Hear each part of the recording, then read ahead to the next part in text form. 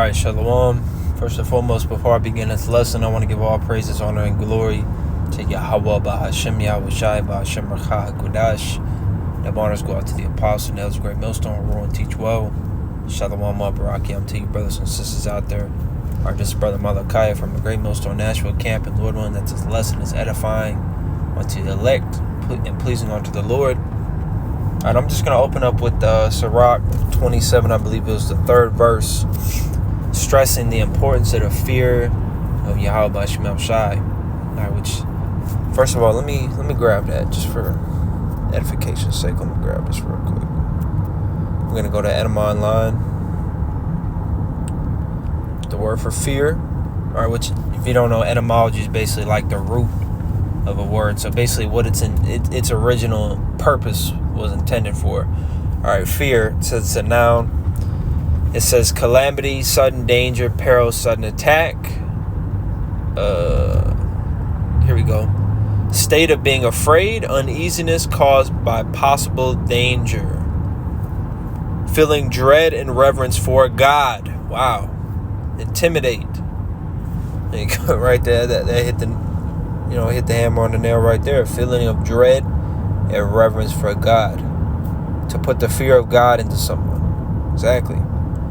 All right, so let's go. Because why should you fear God? If God is all loving and all about mercy, and He never brings forth judgment or anything like that, and He's not truly omnipotent. He only controls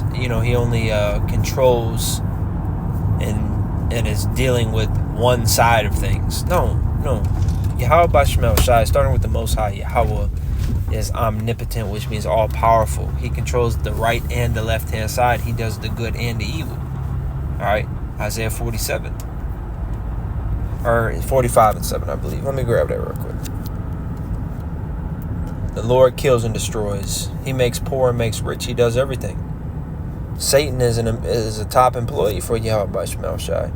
All right, so Isaiah 45, I believe it's in 7. Because 17 is Israel's a world without end, if I'm not mistaken. Isaiah chapter 45, verse 7. I form the light and create darkness. I make peace and create evil. I, Yahweh, do all these things. Much like I was saying also with that 1 Samuel, I think, what is it? 1 Samuel 2 and 3. Just bear with me real quick.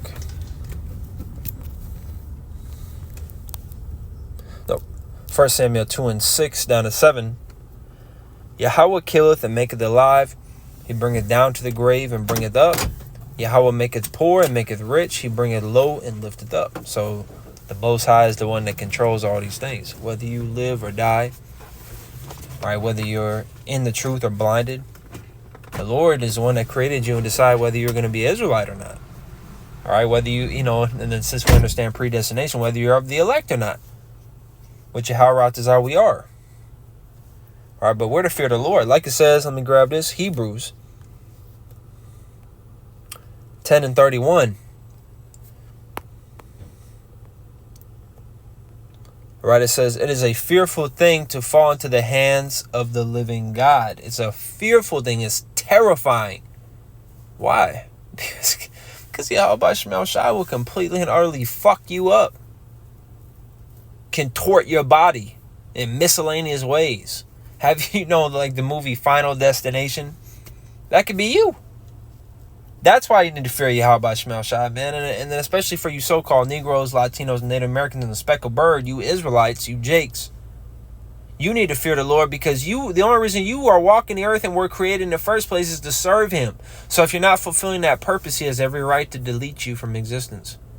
All right, which, through His mercy, He doesn't delete you from existence. He just deletes you out of that body. You go to the spirit realm and then you get reincarnated. All right, every third to fourth generation, as it says in, I believe, Exodus, the 20th chapter.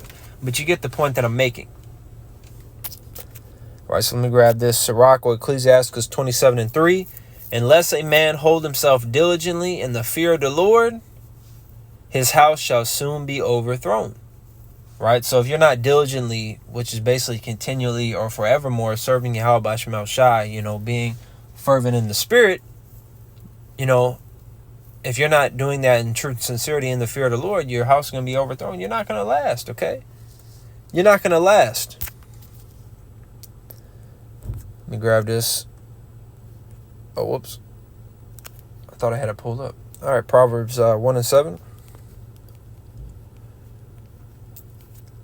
Says, the fear of Yahweh is the beginning of knowledge, but fools despise wisdom and instruction. All right, so for people that understand the Bible and they know it says not to do this, not to do that, and to be doing this and to be doing that, but then do contrary to it, walk opposing to the Bible, you have no fear of Yahweh B'Shem Shai.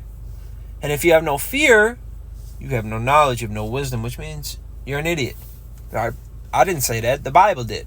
Because the Bible just said the beginning of knowledge is fearing the Lord. So if you don't fear the Lord, then you have no knowledge. You're an idiot. And which that really ties into Psalms 14 and 1. All right, fools say there's no God. And why do they say there's no God? Because they do everything contrary to Most High and follow ways that are displeasing unto Him. Following ways that are completely wicked and vile and through. Which is why they push that narrative. Because when you don't believe there's a God, you don't believe there's a consequence for your actions. You don't believe that you're going to reap what you sow. All right, because like it says in Job 4 and 7, let me grab that. Judgment does go out. It might not go out that same hour, that same day, that same week, year, or even decade. But eventually it comes. Especially in your next life. Like it says, the place of judgment is under the sun. When you come back into reincarnation, you go up to the heavens. All spirits return unto the Lord. He tells you a judgment. When you come back down, that's when you feel that wrath. All right, but Job 4 and 7 to 8, it says, remember, I pray thee, whoever perished being innocent, or aware were the righteous cut off.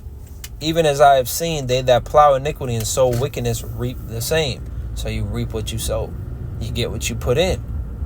And the biggest example of that is Esau. His blessing is the sword. He lives by the sword, but he's going to die by the sword. He's going to be destroyed by the sword. Okay? He's not going to ultimately thrive with the sword. He's going to come to naught. He's going to be finished. All right, at the end of the day. So he's the top example of what not to do. And he's all about opposing the Most High, trying to, GMOs, genetically modified. He tries to alter what the Most High has already created and set up as good. 2 Thessalonians 2 and 3 to 4, he opposes the Most High and sets himself up as God. He's the ultimate example of what not to do.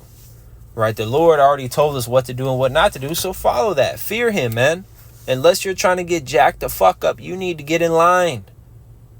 Fear Him. Okay? So Lord, that this lesson was edifying. Before I close, I'm going to give all praise to Yahweh, B'Shem Yahushai, B'Shem Kodash. Double honors go out to our apostle, Elder Gray Millstone. Shalom.